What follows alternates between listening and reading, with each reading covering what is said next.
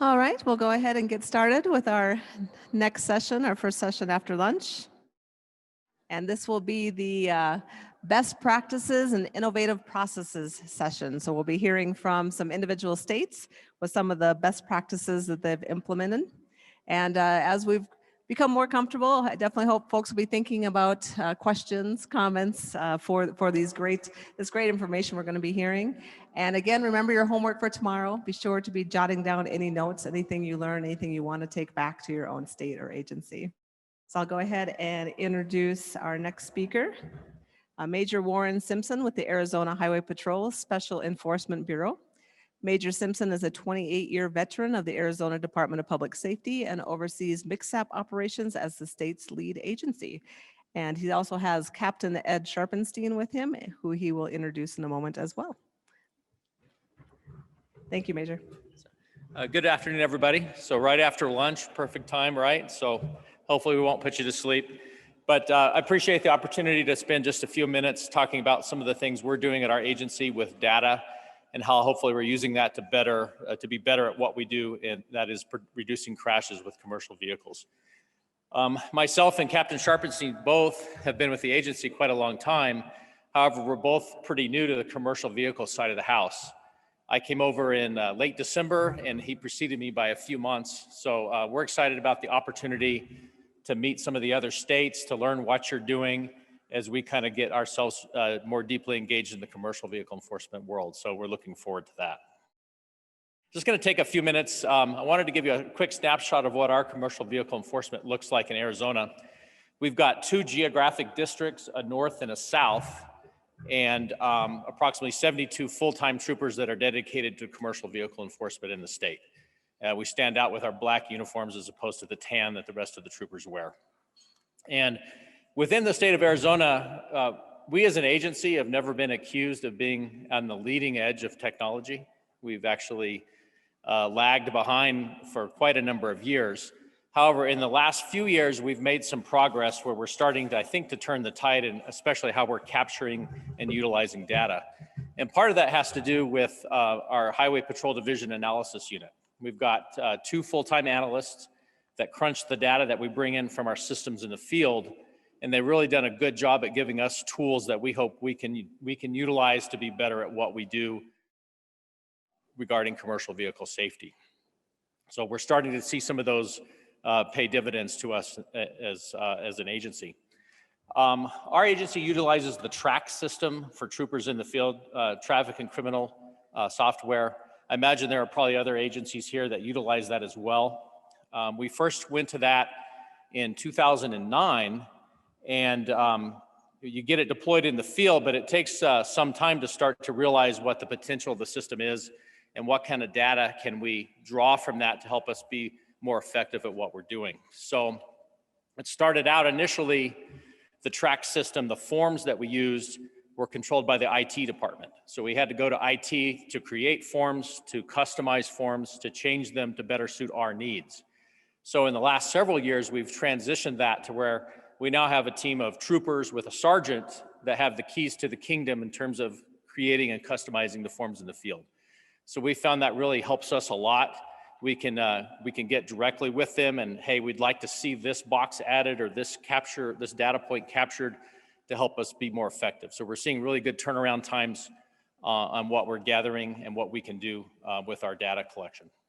We have about 105 custom forms deployed in TRACKs right now, and that's across the entire spectrum of the agency, not just the troopers in the field, but also professional staff, dispatch, finance, detectives, everywhere in the agency can quickly turn around and create custom forms to help them be more effective at what they're doing. So, and I've got highlighted there in yellow, that's our MICSAP eligible yes/no box that we can check with troopers in the field. So when they're doing an activity that's not a MICSAP eligible activity, perhaps helping regular patrol with some other type of activity, we can capture that to help us on the back end as we administer the financial side in our grants as well. I just want to walk through a few slides here on some examples of the maps. Of course, these are not real detailed because we're not zoomed in, but with our layering that we can do, this just captures in the state of Arizona commercial vehicle involved collisions for a certain time period. So We can select it, of course, by a whole long list of factors: the North District, the South District, injury, non-injury, fatal, type of violations, weather, all sorts of variables. And with that analysis unit, like I mentioned, working on our behalf, we can really get in there and get more granular data to help us be more effective in what we're doing. But this is just an example that they were able to turn around for us in the last week before we come up here to talk to you with some of the data. This next one here, this is a heat map of where our troopers are conducting commercial vehicle inspections on the central and southern part of the state of Arizona. So again, you can see how we can overlay that with where are we doing inspections at versus where are the collisions actually occurring, hopefully, again, to make us more effective. We can kind of look at these individual squads and see, are we where we need to be? Can we make improvements to that?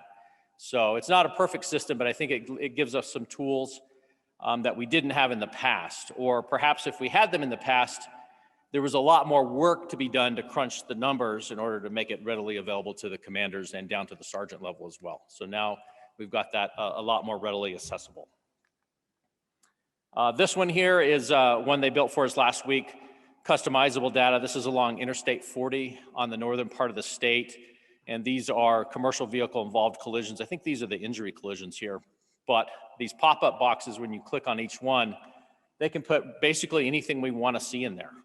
Is it impaired driver related? Is it injury, non-injury, weather, fatal, commercial vehicle responsible, not commercial vehicle responsible? Separate out the two of those to try to look for factors and things that we can use, again, to make ourselves more effective in what we're doing.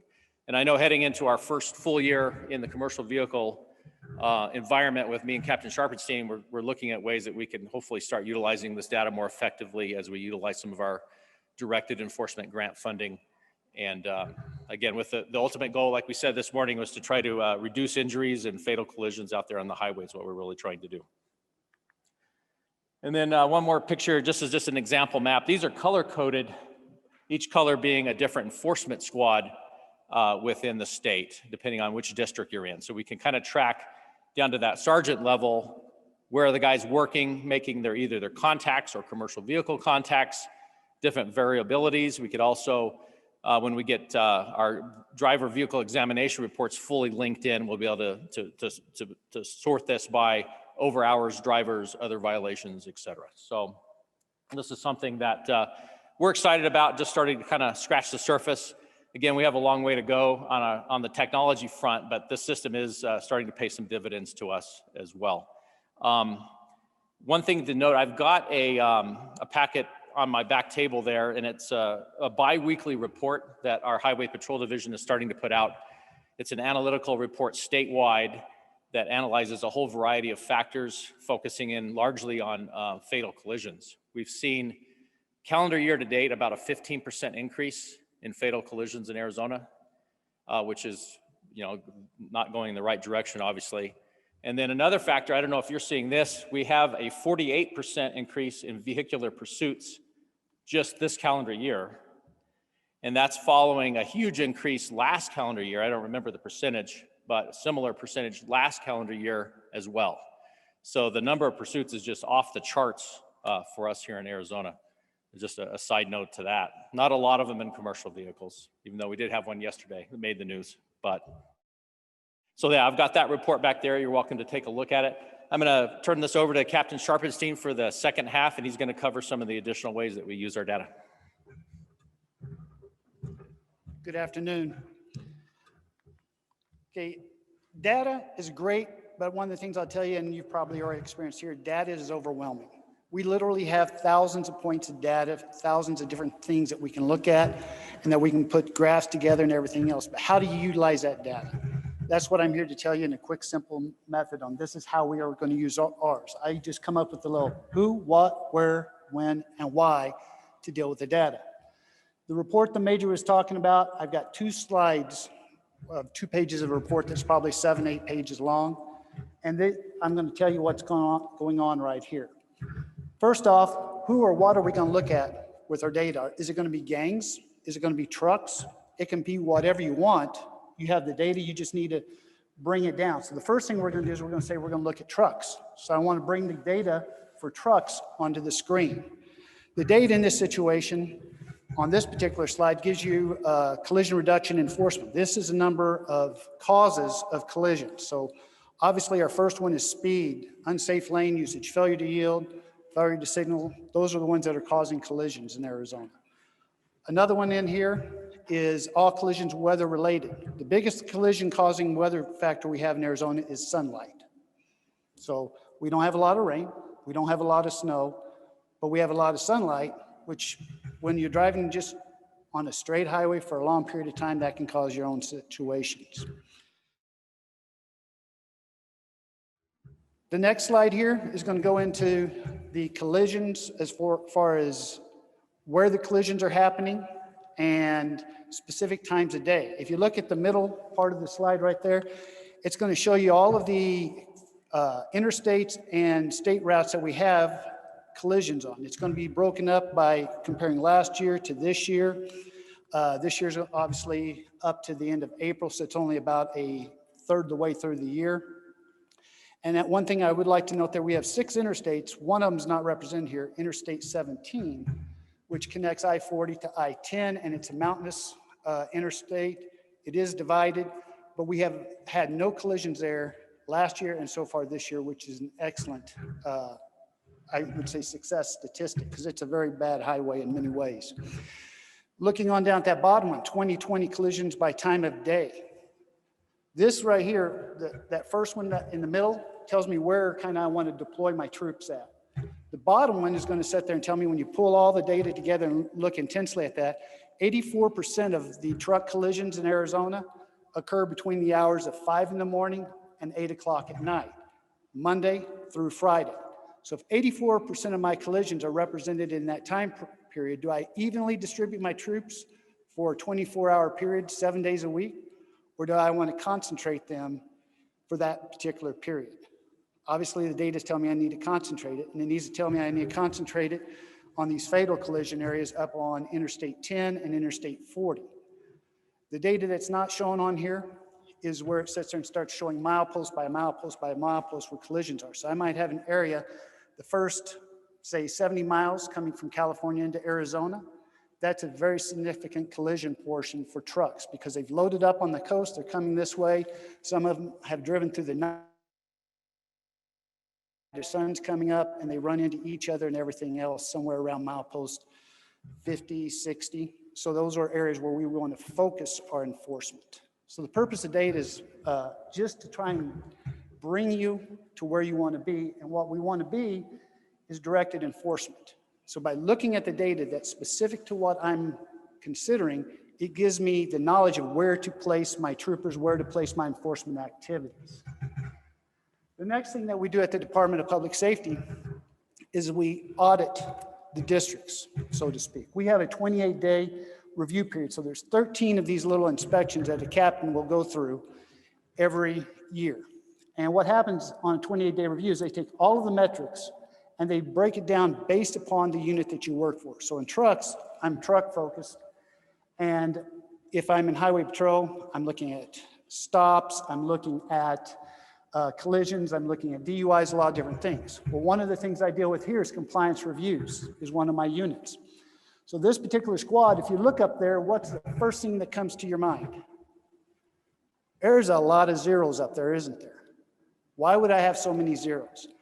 Well, this unit over the last year has had a lot of people retire. To get into this unit, you have to have a lot of knowledge, you have to have a lot of skill sets, and then you're going to go and do inspections, or actually you're going to do examinations, a comprehensive examination or a focused examination of a trucking company or a trucking carrier. The only person up there, Mr. Trooper Nyber, is the only one who's still certified or not new to the unit. So he is busy having to train Troopers Gamble and Smith in a process that's going to take about a year to year and a half to get them up to speed. I still have vacant positions on that squad, but until those people get trained up and can take over managing themselves, I cannot fill those positions. But as you can see, there's a lot of different things up there, the number of inspections, case hours that they've worked, et cetera. I will go through and I will have to explain that to our executive staff in detail over a period of an hour or two as to why this unit's doing what it is, or why I have a a number of enforcement units that just work on trucks, their activity. On this particular slide, you'll notice that the metrics have changed. We've got total stops, total inspections. Total stops involves those four-wheelers that are around trucks, and they affect trucks. Primarily, the total inspections, that's your trucks. So we're looking for both components, and this gives us an idea of what the breakdown is. The top part is just for the 28-day cycle. The bottom part is year-to-date to give us an idea how many contacts, et cetera, that we're running and how this squad compares to other squads. Some of the other things on here that's different is we have level 1, level 2, and level 3 inspections, DEVR violations. This tells me and executive staff how each of these units is performing. You'll look down there, like if there's a Mr. Bose on there that has DEVR violations of 3,515 so far this year, and some of the others are in the 900s, 800s, et cetera. This is an individual that when you look at them, prefers level 2 inspections, but does an extremely detailed job of doing that. Each person is unique. One person might be into doing level 2 inspections or level 1 inspections. For us, we like to start at a level 2. And if everything's starting to look good on that, we just default back to the level 3, push it on through. But if it's not going so well, we take it all the way up to a level 1 inspection. And when we do a level 1 inspection, it's usually 2 to 3 hours by the time we check every nut, bolt, and airline, et cetera, on that particular vehicle. Also involved in here, over on the right side, reactive time. If I have people that are going out there and they're assisting at a collision, blocking traffic, et cetera, that's important to gather that information. The same thing if they're in training or they're an instructor. And when you look at all of that, put it all together, at the end of the day, there's an unallocated time. This is how much free time that trooper has when they're working. So what we're going to do is we're going to sit there and look at all that. In fact, you see one trooper up there has -5 hours. Why would you have -5 hours? Because that trooper doesn't want overtime, and they want to make sure they can continue doing some hazardous material stuff. So they're being told, claim all your hours. So there's a lot of information up there, and I could go into this at nauseum, basically, on how we can deter and look at each particular person. That being said, is there any questions that you have? Yes, sir. So actually, I've been working closely with some of your IT department from Arizona lately, and we're working on showing them the process we used for our tracks program, which took over the Aspen.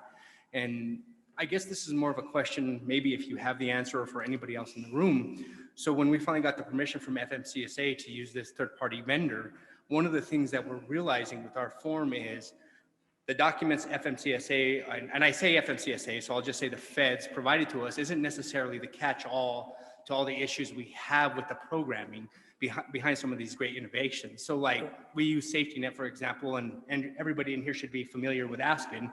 And anybody who's a safety net administrator knows that when the inspection goes through, if there's some kind of validation error, it doesn't get processed. Right. Well, I guess what we're looking for to help and anybody else who may have this issue is what are all those validation errors? Like, I guess we're looking for more of a collaboration from all the other states of what can make any third-party vendor a better product. And I don't know if anybody here has the answer, but I figured since we're on this topic, it'd be a great time to introduce it. Well, in some ways you're lucky because I spent a couple of years on our records management system, working that deal and in cyber. So validation errors are bad coding or bad input. So if you put garbage in, you get garbage out. If a programmer does something incorrectly as they're connecting, say, tracks to Spillman, which we use, you're going to get the highways don't go the right way. Or in a GIS product I once had, we were working on it, and there's these little notes that go back and forth to say, hey, I've got information came over here on GIS, and I've sent it to you, but I've not got a response. Well, that collects in a buffer, add system down. What came out was that the engineers on the front end didn't put enough server space in there, and so that we couldn't process the information fast enough when it went over here. So because it couldn't process the information, the buffer filled up, it crashed. Once we increased the size of the buffer, basically put more memory in, more processors, et cetera, and an additional pathway, we cured the problem. So it's not an easy one. You have to have a good team that looks at everything, and you have to work with your vendors. And if they say, this is a best practice, utilize the best practice, don't go with the cheap one. I know it sounds counterintuitive to what we do in state government, but sometimes you get what you pay for. Thank you. Any others? All right. Thank you very much. Thank you very much. We appreciate it.